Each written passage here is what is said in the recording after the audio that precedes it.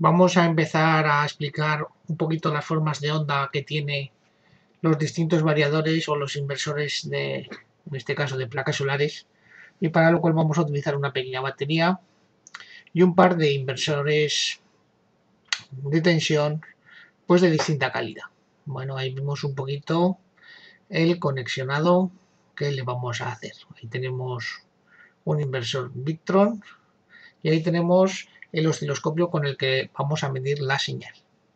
Tenemos que tener un poco cuidado con la señal y con el osciloscopio. Debemos recordar que los osciloscopios, pues ahí vemos el nivel de tensión que le vamos a meter y el tiempo, pues para medir una onda de 50 Hz, que es lo que vamos a medir. Para evitar que salte el diferencial, vamos a poner una alimentación, un cable de alimentación con una toma de corriente que no lleva toma de tierra. Esto evitará que salte el diferencial, pero deberemos tener una precaución extrema. Aquí tenemos la sonda, que la ponemos en por 10 para que podamos medir bien. Hay que tener en cuenta, pues bueno, ahora tenemos ahí puesta la sonda, pero hay que tener en cuenta que la masa del osciloscopio pues está en tensión. Eso es muy peligroso. Por lo tanto, no debemos tocar la masa. Conectamos la batería al inversor. Veis que no hemos puesto ninguna protección, deberíamos poner protección, pero para ver la señal es suficiente. Y conectamos el inversor. Este inversor es bastante bueno y, como vemos, nos va a proporcionar una señal senoidal. Bueno, a ver si la empezamos a ver del todo, porque el refresco, lo que digo, no se puede tocar la carcasa. El refresco nos hace que no la veamos bien, la señal en el osciloscopio. Vemos que es una señal senoidal perfecta de 230 voltios, un poquito de rizo en la zona del paso por cero, pero podemos considerar que es una señal perfecta senoidal, apta para todo tipo de usos. Por lo tanto, aquí tenemos un buen inversor. No suele ser lo más normal. Vemos como la frecuencia es la exacta y vemos cómo también tenemos esos 230 voltios eficaces. Si contamos un poquito, veremos ahí que tenemos pues 10 voltios por división. Paramos la señal y la volvemos a encender.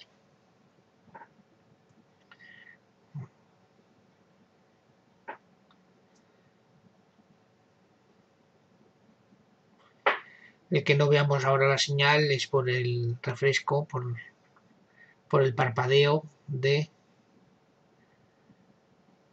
nuestro dispositivo, de nuestro vídeo, vamos. Ahora probamos con otro inversor, un inversor más de doméstico, de calle. Hacemos el mismo invento, este lo podemos encontrar en supermercados. Y este es pues para llevar el coche. Bueno, y vemos cómo ya no tenemos una señal senoidal, sino que lo que tenemos es una señal cuadrada,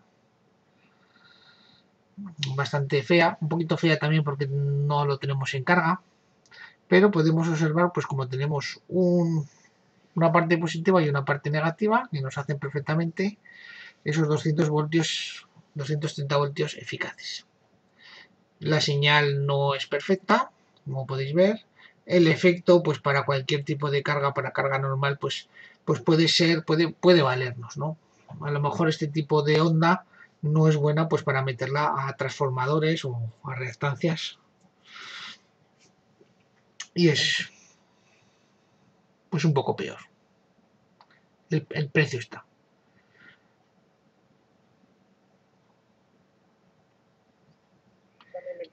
Vamos a ver ahora un variador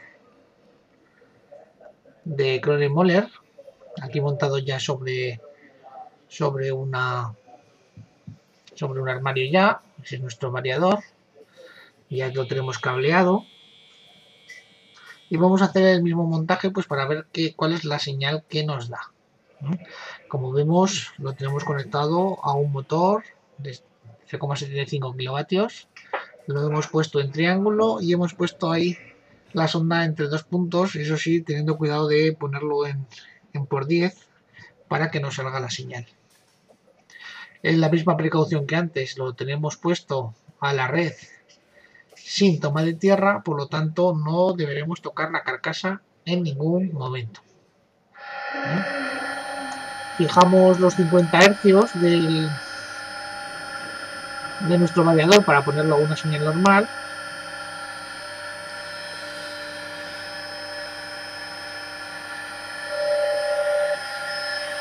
Y observamos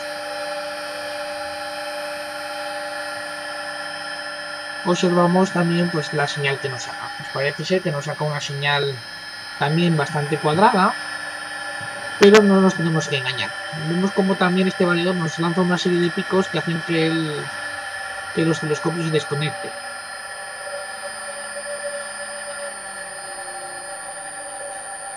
Bueno, en realidad no es una señal cuadrada, sino que esas ondas cuadradas están formadas por ondas cuadradas a su vez.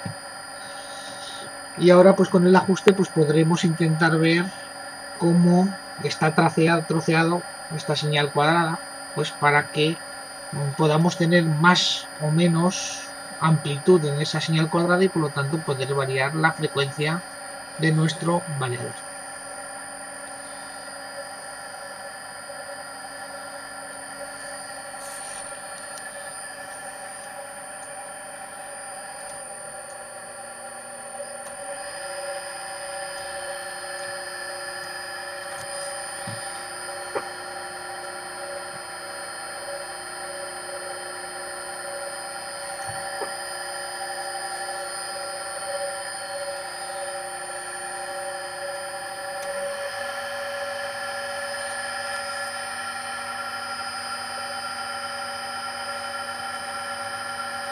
Ahí ya podemos observar cómo esa señal cuadrada está formada por otras señales cuadradas troceadas que nos hacen que esa tensión eficaz sea alterna. Y si eso lo metemos en las tres fases, pues podemos controlar el motor.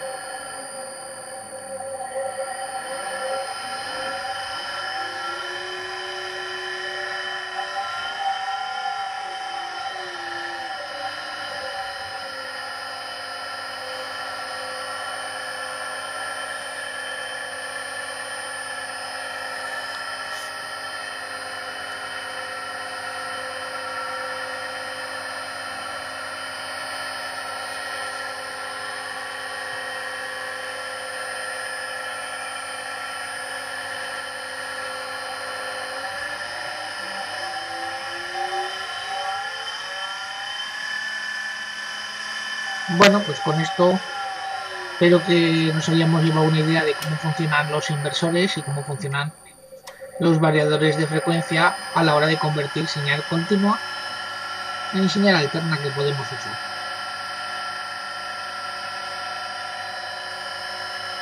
Vemos cómo se desconecta el osciloscopio por sobretensiones.